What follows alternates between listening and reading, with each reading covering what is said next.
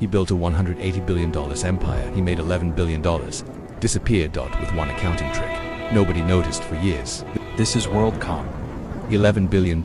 Not stolen at gunpoint. Not taken in the night. Hidden in plain sight. Inside the financial reports of one of the biggest companies in America, and nobody noticed. For years, this is WorldCom, and this is the story of how one man turned the second largest phone company in America into the biggest accounting fraud world had ever seen. Bernie Ebbers was not supposed to be a billionaire. He grew up in Edmonton, Alberta. He worked as a milkman, a bartender, a basketball coach. In 1983, he co-founded a small long-distance phone company in Mississippi called LDDS. It was not glamorous. It was not revolutionary. It was just a phone company in a small southern town. But Bernie Ebbers had one extraordinary gift. He knew how to buy things. Over the next 15 years, he made over 60 acquisitions. Small companies, medium companies, large companies. He bought them all.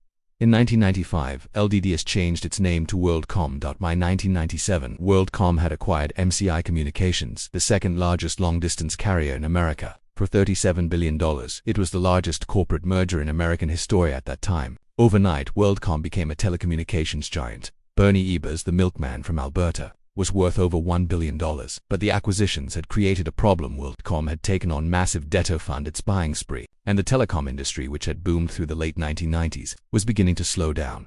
Revenues were falling. Competition was fierce. The dot-com bubble was bursting. WorldCom was struggling to meet earnings expectations it had set for Wall Street, and Bernie Ebbers, who had built his entire empire on ever-rising stock prices, could not afford for the stock to fall. He had borrowed over $400 million from WorldCom itself, using his own WorldCom stock as collateral. If the stock fell, he would face margin calls he could not meet. If the stock fell, Bernie Ebbers was finished. So he made a decision. He told his CFO, Scott Sullivan, to fix the numbers. Scott Sullivan was a genius. He had won the CFO Magazine's Excellence Award in 1998. He was considered one of the finest financial minds on Wall Street. And he found a trick. A simple, elegant, devastating trick. Here's how it worked. When WorldCom paid other phone companies to use their networks, these were expenses. They should have been recorded as expenses. Sullivan simply reclassified themes. Capital expenditures. Capital expenditures are investments, not expenses. They do not reduce current profits. They are spread over many years. So by moving expenses into capital expenditures, WorldCom's losses disappeared on paper. Its profits looked healthy. Its stock stayed high. It sounds simple, because it was. Over 4 years, WorldCom moved $3.8 billion in expenses into capital expenditures. Then Scott Sullivan moved it to $11 billion. $11 billion simply reclassified. The fraud might have continued indefinitely. But in 2002, a small internal audit team led by Cynthia Cooper began asking questions nobody was supposed to ask. Cooper and her team worked in secret. They came in at night. They worked weekends. They found the discrepancies. They found the $11 billion. In June 2002, Cynthia Cooper reported what she had found to WorldCom's audit committee. Within days, the fraud was made public. WorldCom stock, which had been trading at over $60 per share, collapsed to less than $1. On July 21, 2002, WorldCom filed for bankruptcy.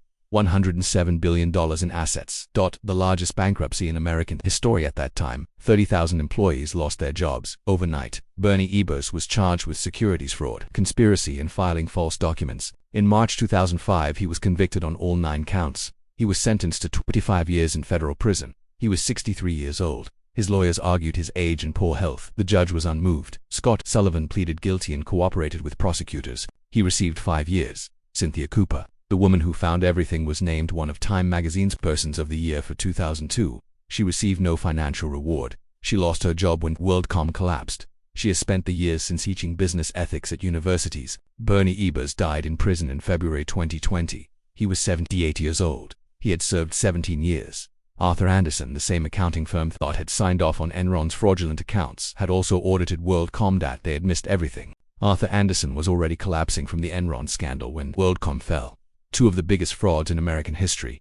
One accounting firm, both missed. Arthur Andersen ceased to exist in 2002. 80,000 people lost their jobs. So what is the real lesson of WorldCom?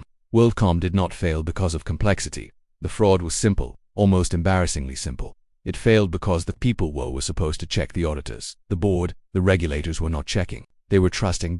And in the world of corporate finance, trust without verification is not virtue. It is negligence. When numbers look too good, they usually are. When executives take personal loans from their own companies, something is wrong. When auditors collect fees from the companies they audit, their independence is compromised.